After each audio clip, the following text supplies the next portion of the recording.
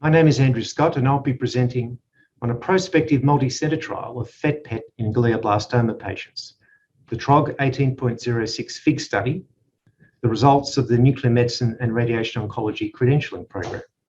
On behalf of my study co-chair, Professor Onjcri, and colleagues from the FIG study sites, as well as from TROG, the University of Sydney and University of Technology, Sydney.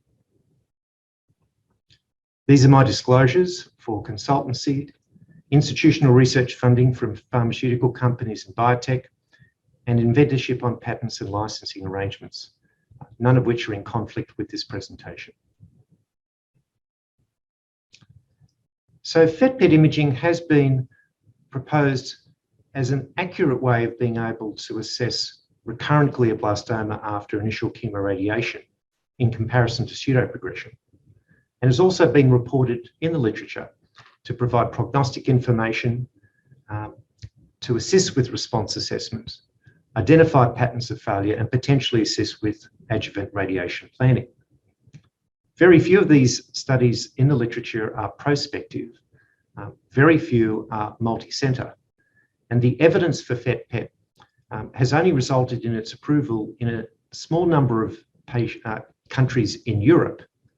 And as a consequence, it's not routinely available elsewhere for assessment of glioblastoma patients.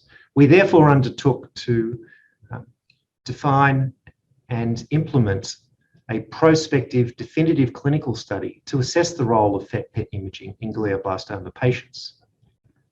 Assembled a team which then was successful for a Medical Research Future Fund grants, as well as subsequent funding from the Australian Brain Cancer Mission and the Cure Brain Cancer Foundation, to perform a 210-patient, 10-site study, prospective, evaluating the role of FET-PET in patients with glioblastoma, which we call the FIG study.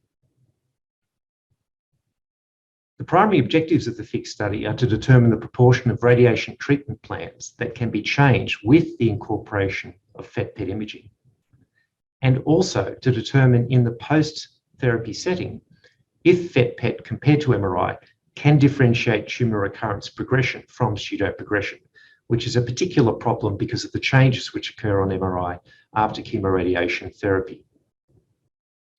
Secondary objectives of the FIG study include to see if FET-PET can be an independent prognostic factor, to compare FET-PET imaging data acquired prior to chemoradiation with other prognostic markers of progression-free and overall survival, including tumour and blood biomarkers.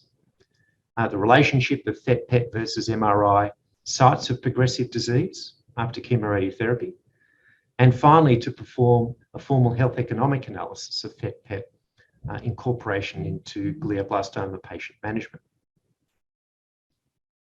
This is the study schema where patients can enter the FIG study immediately after initial diagnosis of glioblastoma with biopsy or resection of tumour. After consent and registration, patients would then undergo a study-related MRI and FET-PET, which would not be made available to the treating clinical team. And chemoradiation would be performed according to standard assessments, which is usually CT or MR based for the radiotherapy planning. After 4 weeks of a gap after completion of treatment, a baseline MR and FET-PET is then performed.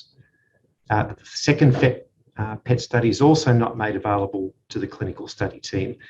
And at the time of suspected progressive disease, either clinically or radiologically, FET-3 would be performed, which would be analysed both at the study site and centrally, and the results provided to the clinical team, with follow-up for up to 12 months to determine progression-free survival, evidence of proof of either progression or pseudoprogression at the FET-3 time point.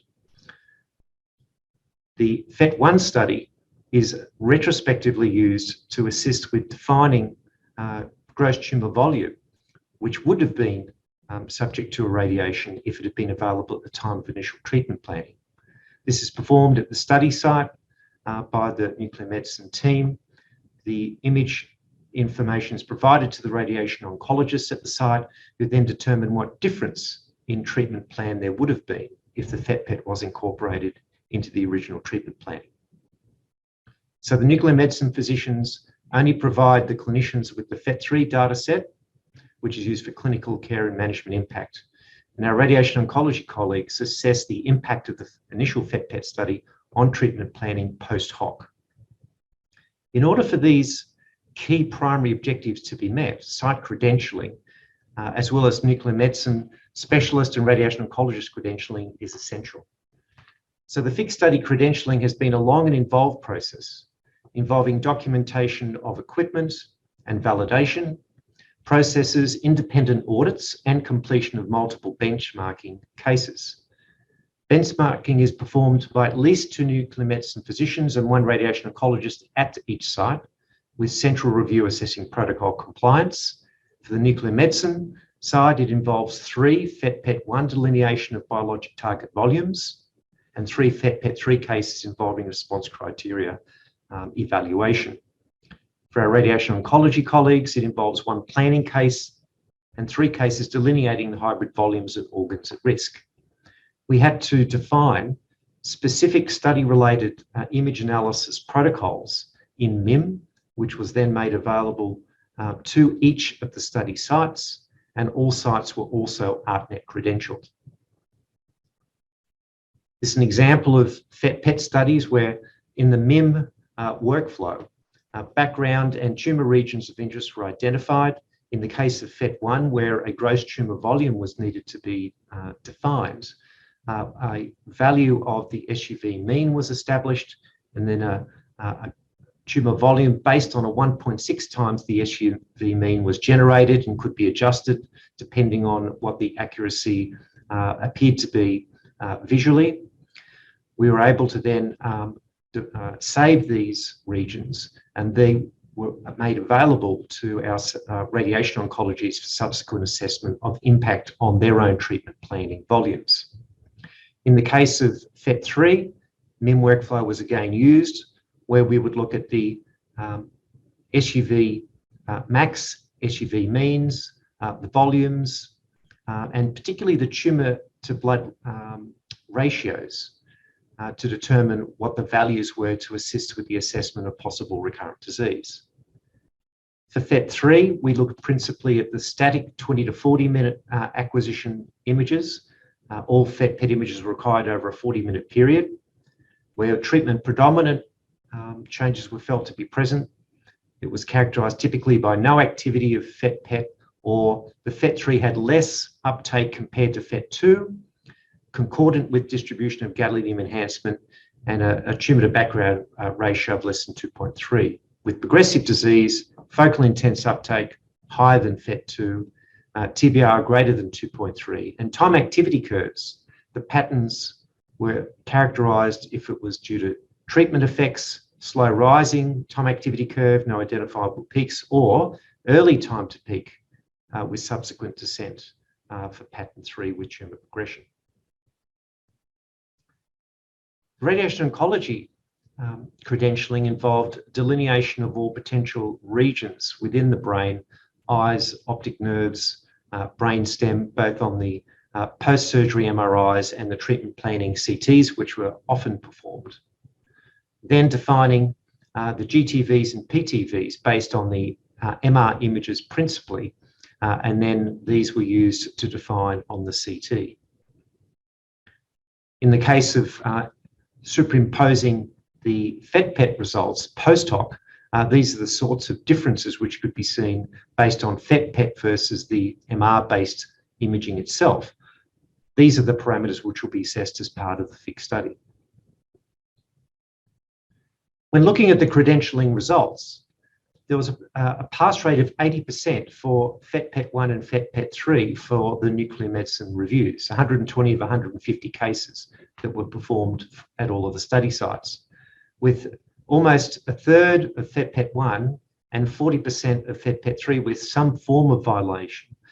These were principally related to delineation of gross tumour volumes and incorrect FET-PET image interpretation, highlighting the fact that training, even at experienced sites, was essential if we're going to get consistency throughout the study. emphasising we will be looking at both local site interpretation as well as central review for the main study itself. When looking at the radiation oncology credentialing results, 91.3% were acceptable for hybrid volume and 91% for organs at risk delineation with no major violations. But the MR-derived GTV contour was non-evaluable in 45% of cases, highlighting a part of the workflow which had to be addressed in order for us to have full evaluable data for the main study. So in conclusion, over an almost 12-month period, we've had a robust FIG study credentialing program, which will be used for the FIG study using new workflows, central data review. These are key quality assurance aspects to be incorporated into the prospective recruitment phase of the study. And it is without doubt the largest study to date involving complex nuclear medicine and radiation oncology credentialing for primary study outcomes for a PET imaging study that we are aware of. The FIG study is currently underway with active recruitment at 8 sites at this stage. I'd like to acknowledge the staff at all of the study sites, the TROG staff in particular, central review of scan results, the FIG study management team that I work with, and the funding that we have received. Thank you very much.